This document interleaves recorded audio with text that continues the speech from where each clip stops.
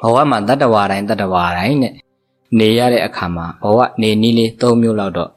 လိုက်နာကျင့်သုံးတဲ့နဲ့ဘဝနေနည်း၃မျိုးကဘလို့နေသင့်လဲဆိုတော့ဘဝမှာနေရတဲ့အခိုက်အတန့်နံပါတ်1အပြစ်ကင်းအောင်နေရမယ်နံပါတ်2အကျိုးရှိအောင်နေရမယ်နံပါတ်3စိတ်ချမ်းသာအောင်နေရမယ်ဒီနေနည်း၃နည်းဖရာတိုင်းမိန့်တော်မူတာပဲအပြစ်ကင်းအောင်နေရမယ်အကျိုးရှိအောင်နေရမယ်စိတ်ချမ်းသာအောင်နေရအပြစ်ကင်းအောင်နေဖို့ဆိုရင်တတ္တဝါတွေအပြစ်ဖြစ်တာကအကုသိုလ်တွေကဖြစ်တာအာဟုတလံသာဝဇ္ဇဒုက္ခဝိပါကလက္ခဏံအာဟုတလံအာဟုသိုလ်ဆိုတာသာဝဇ္ဇဒုက္ခဝိပါကလက္ခဏံအပြစ်နဲ့တကွဖြစ်တယ်မကောင်းတဲ့အကျိုးကိုပေးတယ်အာဟုသိုလ်လုပ်တဲ့လူကအပြစ်ရှိတဲ့လူပဲတဲ့ဆိုအပြစ်ကင်းအောင်နေဖို့ဆိုရင်အကုသိုလ်ရှောင်နိုင်အောင်ကြိုးစားရတယ်ကုသိုလ်မရချင်နေပါစေအကုသိုလ်မလုပ်ဖြစ်အောင်အရင်ကြိုးစားသင့်တယ်တဲ့ကုသိုလ်မရတာကကောင်းကျိုးမခံစားရတာပဲရှိတယ်အကုသိုလ်လုပ်ဖြစ်သွားပြီဆိုရင်အကုသိုလ်ကကိုယ်ကအရင်ပေးစားတယ်ဘဝမှာအပြစ်ကင်းအောင်နေဖို့ဆိုရင်ဘုရားရှင်ကိုရောမြတ်ကြီးကတော့ကိုရောမြတ်ကြီးတိုင်းကမိန့်တော်မူတာကအကုသိုလ်ရှောင်ပါတဲ့အကုသိုလ်ရှောင်ပြီးနေရတယ်အကုသိုလ်မဖြစ်အောင်နေရတယ်အဲ့ဒါဆိုရင်အပြစ်ကင်းတဲ့ဘဝနေနေပဲဒုတိယဘဝနေနေကအကျိုးရှိအောင်နေအကျိုးရှိအောင်နေဆိုတာကျန်တဲ့နေနည်းကိုဘုရားမိန့်တော်မှာမဟုတ်အကျိုးရှိအောင်နေဖို့ဆိုရင်ကုသိုလ်ရမှအကျိုးရှိတာတဲ့ကုသိုလ်ရအောင်နေခိုင်းတာကုသိုလ်ရရင်နေကုသိုလ်ရနေတဲ့ဘဝအကျိုးရှိတဲ့ဘဝပဲ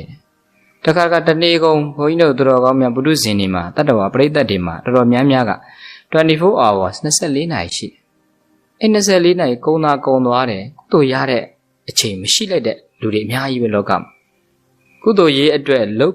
ခွင့်ရတဲ့အချိန်နည်းတဲ့လူများတယ်တခါကျအလုပ်တွေပင်ပန်းလို့ဆိုရင်အဲ့ရတဲ့ဝင်ဥသုံးချိန်ချဖို့တော့အချိန်မရတဲ့လူတွေရှိဖះရှိခိုးဖို့တော့အချိန်မရတဲ့လူတွေရှိတယ်24နာရီဘာတွေလုပ်နေလို့အချိန်နေမရတာတော့ဆိုကုသိုလ်အချိန်လေးတော့ပေးရမယ်ကုသိုလ်ရအောင်နေမှအကျိုးရှိတာဆိုတော့ကုသိုလ်ချိန်ပေးဖို့ဆိုတော့အထွေထူးချိန်သီးသန့်ပေးစရာမလိုကုသိုလ်ဆိုတာကိုယ့်ရဲ့စိတ်ထားလေးသာပြင်နေရာတိုင်းမှာကုသိုလ်ရှိတယ်အချိန်တိုင်းမှာကုသိုလ်ရှိတယ်လူတိုင်းမှာကုသိုလ်ရှိစိတ်ထားလေးပြင်ကုသိုလ်ရအောင်တွေးတတ်တဲ့စိတ်ကလေးတွေးကုသိုလ်ရအောင်မြင်တတ်တဲ့အမြင်လေးမြင်ကုသိုလ်ရအောင်လုပ်တတ်တဲ့အလုပ်လေးနဲ့လုပ်အဲ့ဒါဆိုရင်ကုသိုလ်ဆိုတာနေရာတိုင်းမှာရှိတယ်အလုပ်လုပ်နေတဲ့နေရာတိုင်းမှာကုသိုလ်ရှိတယ်ကိုယ်ကစိတ်ထားမတက်လို့ဒါလည်းကုသိုလ်လုပ်ရင်းနဲ့အကုသိုလ်ဖြစ်နေတဲ့လူတွေအများကြီးဆိုကုသိုလ်လုပ်လေးဆိုရင်ကိုရီးယားမနဲ့အိယာနိုးတာနဲ့အိယာတဲ့မျက်စိအတိလေးဝင်သွားပြီမျက်စိဖွင့်အတိလေးဝင်သွားတယ်ဆိုတာနဲ့အကုသိုလ်အတွေးတွေလက်မခံနဲ့ကုသိုလ်ရအောင်လေးတွေးအိယာတဲ့မထားခြင်းသေးရင်လည်းပဲဩနမောတတ္တဘဂဝတောအရဟတောသမ္မာသမ္ဗုဒ္ဓတ္တဖះကိုစိတ်ထဲအာရုံပြီးရှိခိုးနေအဲ့စိတ်ထဲမှာကုသိုလ်လေးစိတ်တွေဖြစ်ဩဘဝအစကုသိုလ်လေးနဲ့ဖွင့်ပေးလိုက်တာကုသိုလ်လေးနဲ့ဖွင့်ပေးလိုက်တယ်မျက်နှာလေးသိဖះတော်တော်လေးကလူတွေကဒါနကို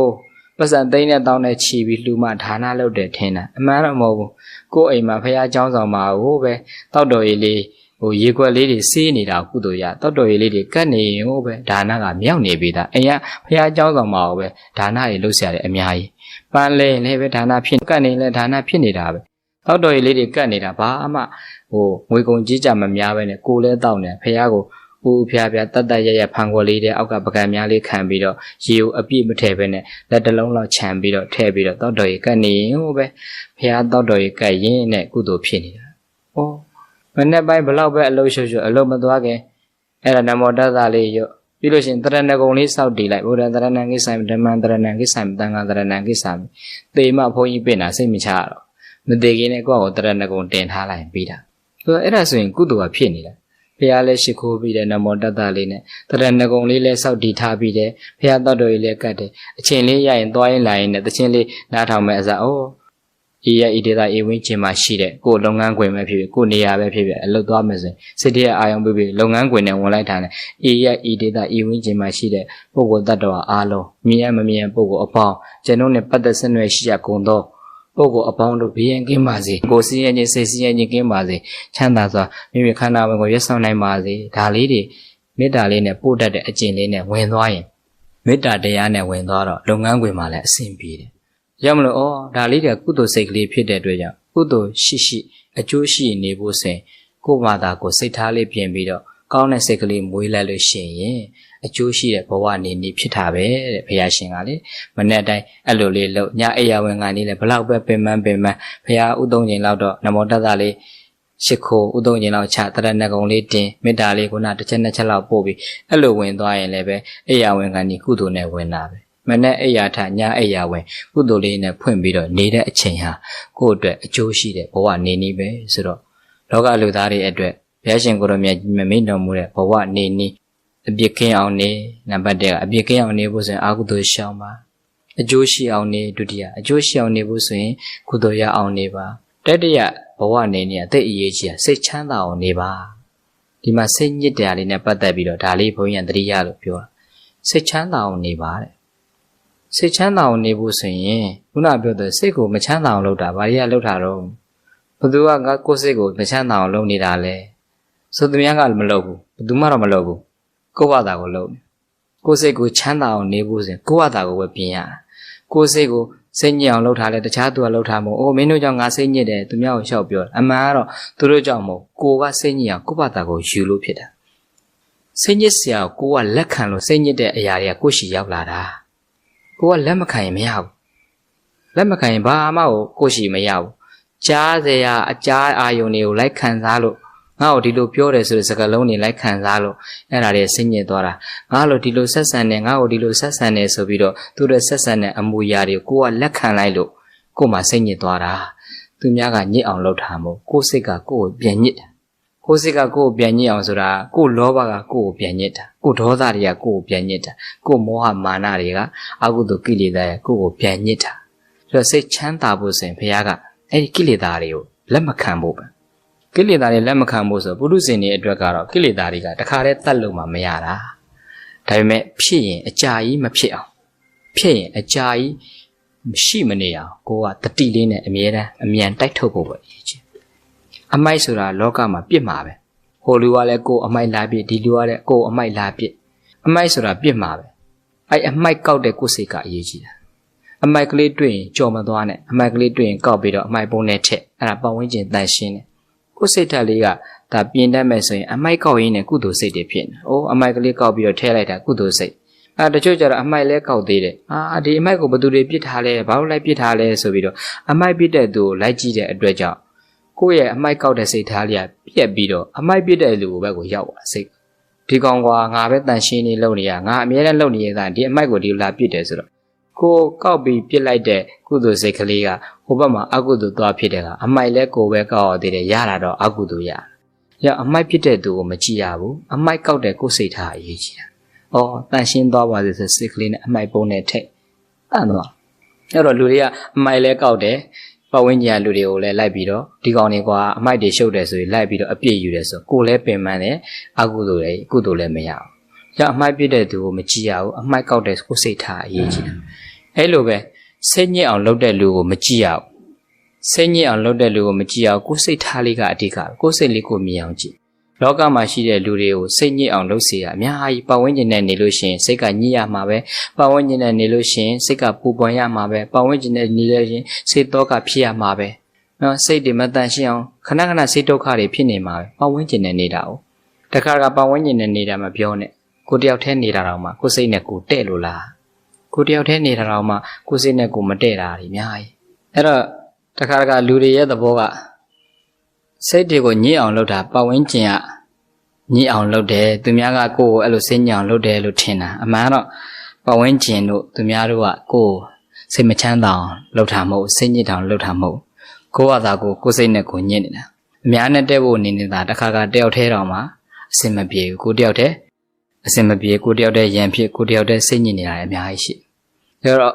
စိတ်ကိုညစ်အောင်လုပ်တာသူများကညစ်အောင်လုပ်တာမဟုတ်ဘူးကိုယ်စိတ်ကကိုယ်ကိုညစ်အောင်လုပ်နေတာကိုယ်စိတ်မှာညစ်စရာအာယုန်တွေကိုလက်ခံထားရင်သူကညစ်သွားတာပဲခုနဘုရားမြတ်စွာဘုရားမိန့်တော်မူတဲ့အတိုင်းပဲလောဘတွေကစိတ်ကိုညစ်စေတာဒေါသတွေကစိတ်ကိုညစ်စေတာမောဟမာနတွေကစိတ်ကိုညစ်စေတာလောဘကြီးတဲ့စိတ်ကညှဉ်းနှွမ်းတဲ့စိတ်ပဲဒေါသကြီးတဲ့စိတ်ဟာညှဉ်းနှွမ်းတဲ့စိတ်ပဲမောဟမာနကြီးတဲ့စိတ်ဟာညှဉ်းနှွမ်းတဲ့စိတ်ပဲဆိုတော့အဲ့ဒီစိတ်တွေရှိနေလို့ရှိရင်စိတ်ချမ်းသာအောင်နေလို့မရတော့စိတ်ချမ်းသာအောင်နေဖို့ဆိုရင်အဲ့ဒီစိတ်တွေပုရုဇဉ်တဘာဝလောဘဒေါသမောဟစတဲ့စိတ်ကိုညစ်အောင်လုပ်စေနိုင်တဲ့ကိလေသာတွေတော့ရှိမှာပဲဒါပေမဲ့အဲ့ဒါတွေအချာကြီးလက်မခံနိုင်အောင်တတိလေးနဲ့ထင်ရလောဘဖြစ်เสียအာယုံတွေ့လို့လောဘဖြစ်သွားတယ်ကြာကြီးမထားနဲ့မြန်မြန်ထုတ်ပလိုက် ဒေါသဖြစ်စရာအာရုံတွေးလို့ဒေါသထွက်သွားတယ်အကြာကြီးမထွက်နဲ့အဲ့ဒေါသစိတ်ကလေးမြန်မြန်သိအောင်လုပ်လိုက်မောဟမာနဖြစ်စရာအာရုံရှိလို့မောဟမာနတွေဖြစ်သွားတယ်အကြာကြီးခေါင်းထဲမှာထည့်မထားနဲ့မြန်မြန်သိအောင်လုပ်ပြီးတော့မြန်မြန်ထုတ်ပလိုက်ခေါင်းထဲမှာအဲ့ဓာတွေရှိနေတယ်ဆိုတာတကယ်တမ်းကျတော့အဲ့ဒီစိတ်ကိုမသိလို့ရှိနေတာလောဘတွေအကြာကြီးရှိနေတယ်အဲ့ဒါကိုမသိလို့ရှိနေတာဒေါသတွေအကြာကြီးထွက်နေတယ်အဲ့ဒါကိုမသိလို့ထွက်နေတာမောဟမာနတွေအကြာကြီးဖြစ်နေတယ်အဲ့ဒီဟာတွေဖြစ်နေတာကိုမသိလို့ရှိနေတာဖြစ်တဲ့အတွက်ကြောင့်မြတ်စွာဘုရားကတတိလေးကတ်ထားတဲ့စိတ်ဟာအပြစ်ကင်းတဲ့စိတ်ပဲငြိမ်းချမ်းတဲ့စိတ်ပဲလို့မိန့်တော်မူတယ်ဆိုတော့လောဘဒေါသမောဟတွေရှိနေတာကိုမသိတဲ့အတွက်စိတ်တွေညစ်ပြီးတော့စိတ်မချမ်းမသာဖြစ်နေတဲ့တတ္တဝါတွေဟာတတိလေးကတ်လိုက်တာနဲ့အဲ့ဒီလောဘဒေါသမောဟတွေကကွာသွားတာမရှိတော့လောဘဒေါသမရှိရင်စိတ်ကချမ်းသာသွားတာရမလို့မြတ်စွာဘုရားပေးတော်မူတဲ့ဘဝနေနည်း၃မျိုးမှာအပြစ်ကင်းအောင်နေဖို့ရဲ့အကျိုးရှိအောင်နေဖို့ရဲ့စိတ်ချမ်းသာအောင်နေဖို့ရဲ့အပြစ်ကင်းအောင်နေဖို့ဆိုရင်အကုသိုလ်မဖြစ်အောင်အရင်ကြိုးစားအကျိုးရှိအောင်နေဖို့ဆိုရင်ရသမျှကုသိုလ်လေးစွမ်းနိုင်သမျှလုပ်ပါစိတ်ချမ်းသာအောင်နေဖို့ဆိုရင်စိတ်ကိုညှဉ်းနှွမ်းစေတတ်တဲ့အကုသိုလ်တွေကိလေသာတွေကိုယ့်ရဲ့စိတ်ထဲမှာအကြာကြီးမရှိအောင်ရှိတော့ရှိမှာပုထုဇဉ်တဘာဝရှိရင်လည်းအဲ့ဓာတွေကိုအကြာကြီးကိုယ့်စိတ်ထဲမှာမရှိနိုင်အောင်တတိလေးနဲ့ကြိုက်မြန်မြန်ထုတ်ပလိုက်လောဘကတော့ရှိတာပေါ့ပုထုဇဉ်ဒေါသကတော့ရှိတာပေါ့ပုထုဇဉ်ပဲမောဟမာနတွေကရှိတာပေါ့ပုထုဇဉ်တွေပဲလေပုထုဇဉ်ရဲ့အဓိပ္ပာယ်ကပုထုကိလေသေဇနေတိတိပုထုဇနောကိလေသာတွေအများကြီးဖြစ်နေတတ်တဲ့အတွက်ကြောင့်ပုထုဇဉ်လို့ခေါ်တာကိလေသာအများကြီးရှိနေတဲ့အတွက်ကြောင့်ပုထုဇဉ်လို့ခေါ်တာဒီတိုင်းကိလေသာတိုးနေအရိယာကြတော့အဲ့ဒါမဟုတ်တော့အရိယာကြကိလေသာကိုရှိကိုမရှိတော့တာဆိုတော့ပုထုဇဉ်နဲ့အရိယာကအဲ့ဒါကွာတာဖြစ်တဲ့ကြောင့်ပုထုဇဉ်တွေဖြစ်နေတဲ့ဘုန်းကြီးတို့သူတော်ကောင်းများဘုန်းကြီးတို့အပါဝင်အားလုံးဟာစိတ်ညစ်တာတို့စိတ်မချမ်းသာတာစိတ်အလိုမကျတာတော့ဖြစ်မှာပဲအဲ့ဒါတွေဖြစ်တာလည်းပဲသူများကြောင့်ဖြစ်တာမဟုတ်ဟိုလူကြောင့်ဒီလူကြောင့်ဖြစ်တာမဟုတ်သူများယုံမဲ့ပွဲကိုယုံမဲ့ပွဲဟိုလူယုံမဲ့ပွဲဒီလူယုံမဲ့ပွဲလုံးမနေပါနဲ့အဲ့လိုဖြစ်ရင်ကိုယ့်အတာကိုပြတ်စင်ခြင်းစိတ်ကြက်ကြက်ညစ်လေလေကိုယ်စိတ်ကိုပြန်မြင်အောင်ကြည့်နိုင်အောင်ကြိုးစားလေလေစိတ်မချမ်းမသာများများဖြစ်လေလေဟိုလူအပြစ်ပြောဒီလူပြောလုံးမဲ့အစားကိုယ့်ဘာသာကိုမြင်အောင်ကြည့်ဘုန်းကြီးတို့ကတော့စိတ်တားညစ်လာပြီစိတ်သိမချမ်းမသာဖြစ်လာပြီစိတ်တော့ကတွေဖြစ်လာပြီဆိုရင်ဖះရှိကိုရောက်အောင်သွားလိုက်တာဖះရှိကိုရောက်အောင်သွားတန်တန်မြတ်ဂုဏ်တော်တွေပွားတယ် meditation တရားလေးတွေအားထုတ်လိုက်တယ်အဲ့လိုတောက်ကတွေများနေတဲ့အချိန်မှာလူတွေနဲ့သိမတွေ့ပြတော့မယ်ကိုယ့်ဘာသာအခန်းထဲမှာပဲတယောက်တည်းနေပြီးတော့ကိုယ်စိတ်ကလေးကိုပြန်ပြီးတော့မြင်အောင်ကြည့်တတ်တဲ့အလေးကျင့်လေးလုပ်ပြီးအဲ့ဒါလေးလုပ်ပြီးတဲ့အခါကျတော့ तू ကလူတွေမှာကအပြင်အာယုန်တွေရဲ့ပတ်ဝန်းကျင်တွေရဲ့ကြောင့်ကိုယ်စိတ်မှာမောဟတွေဖြစ်နေတာကိုဘာဖြစ်တယ်ဆိုတော့မသိပေမဲ့တယောက်တည်းနေပြီးတော့အခန်းထဲမှာပက်လက်လေးလှမ်းပြီးတော့ကိုယ့်ကိုပြန်ကြည့်လိုက်တဲ့အခါမှာသိလာတယ်ငါမှားလားမှန်လားငါဘာကြောင့်စိတ်ညစ်တာလဲဆိုတာသိလာတယ်ကိုယ်စိတ်ကြည့်တဲ့အကြောင်းတရားတွေကိုသိလာတဲ့အခါသိလာရင် तू ကစိတ်ညစ်တာလျော့သွားသိလာရင်စိတ်မချမ်းသာတာလျော့သွားသိလာရင်မကျေနပ်တာလျော့သွားအဲ့ဒါတွေကိုမသိလို့ဖြစ်တာမသိလို့ဖြစ်ဒါကြောင့်မလို့မြတ်စွာဘုရားကအမိုက်ပြစ်တဲ့သူနဲ့အမိုက်ကောက်တဲ့သူမိုက်ပြစ်တဲ့သူကပြစ်မှာပဲအမိုက်ပြစ်တဲ့သူကိုမကြည့်ပါနဲ့အမိုက်ကောက်တဲ့ကိုယ်စိတ်ကအရေးကြီးတာပါပဲဆိုတော့ပေးတဲ့ပတ်ဝန်းကျင်နဲ့နေတဲ့သူတွေမှာအမိုက်တွေလာပြစ်မှာပဲဟိုလူကလာပြောမယ်ဒီလူကလာပြောမယ်ဟိုလူကလာပြစ်မယ်ဒီလူကလာပြစ်မယ်အဲ့ဒါတွေကိုကလိုက်ပြီးတော့ခံယူပြီးကောက်နေရင်တော့လည်းပဲအကုသိုလ်ဖြစ်တယ်အပြစ်တွေပဲဖြစ်နေမှာအပြစ်တွေပဲဖြစ်ပြီးတော့စိတ်မချမ်းမသာစရာလည်းဖြစ်နေမှာပဲဆိုတော့အမိုက်ပြစ်တဲ့သူကိုမကြည့်ဘဲနဲ့အမိုက်ကောက်တဲ့ကိုယ်စိတ်ထားလေးအပြင်အမိုက်တွေတွေ့ရင်ဘယ်သူပြစ်တယ်ဆိုတာမကြည့်ဘဲနဲ့ကိုကောက်ပြီးတော့အမိုက်ပုံးနဲ့ထည့်ရင်ကိုကုသိုလ်ရတယ်ဆိုတဲ့အတွေးလေးနဲ့ကိုယ့်ကိုသူများကလည်းအပြစ်တွေလာပြီးတော့ဖြစ်အောင်လုပ်နေတယ်ဆိုရင်လည်းပဲသူတို့ကိုအပြစ်မမြင်ဘဲနဲ့သူတို့ကိုလိုက်မကြည့်ဘဲနဲ့ကိုယ်စိတ်လေးကိုမြင်အောင်ကြည့်ကိုယ်စိတ်လေးကိုသိအောင်လုပ်ပြီးလို့ရှင်ပြစ်လာတဲ့အမိုက်တွေမကောင်းတဲ့ဟာတွေကိုလက်မခံနဲ့ပေါ်တဲ့အခါပေါ်တော့ပေါ်တာအကြာကြီးမတွေးနဲ့အကြာကြီးမထားနဲ့ဆင်းရဲစရာတွေကခေါင်းထဲမှာကြာထားလေခေါင်းကိုပေါ့သွားစေမှာတော့မဟုတ်ဘူးအဲ့ဒီညစ်စရာတွေများများထားလေပို့ပြီးညစ်လေရမလို့ညစ်နေလို့ပြီးမဲ့ကိစ္စမဟုတ်ရင်ချက်ချင်းထုတ်ပလိုက်ပေါ့တခါကျမိမိပြော့နေပလိုက်တာဒီဟာတွေခေါင်းထဲမှာမရှိတော့အာယုံတစ်ခုကဆွဲထားလို့ဒါလည်းအဆွဲထားရင်အလွဲအမှားတွေဖြစ်တတ်တယ်ဆွဲထားရင်လွဲတာပ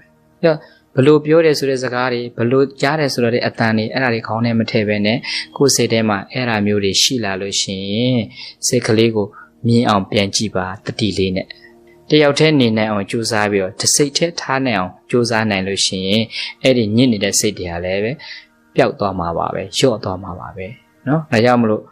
မြတ်စွာဘုရားရှင်မိန့်တော်မူတဲ့အတိုင်း ရေကြောင့်ရွှွန့်ဟာရေကြောင့်ဖြစ်တဲ့ရွှွန့်ဟာရေနဲ့ဆေးမှပြောင်းတယ်လို့စိတ်ကြောင့်ဖြစ်တဲ့အညစ်အကြေးဟာလည်းပဲစိတ်နဲ့ဆေးမှပြောင်းလာဖြစ်တဲ့အတွက်ကြောင့်ကိုယ်တဏ္ဍာမှာစိတ်တွေညစ်လာပြီးကိုယ်စိတ်ထဲမှာအညစ်အကြေးတွေရှိလာပြီးဆိုရင်ကိုယ်စိတ်လေးကိုပြန်မြင်အောင်ကြည့်ပါစိတ်ကိုမြင်ဖို့ဆိုရင်တတိရှိမှစိတ်မြင်မှာပဲတတိမပါရင်စိတ်ကိုမမြင်နိုင်ပါဘူး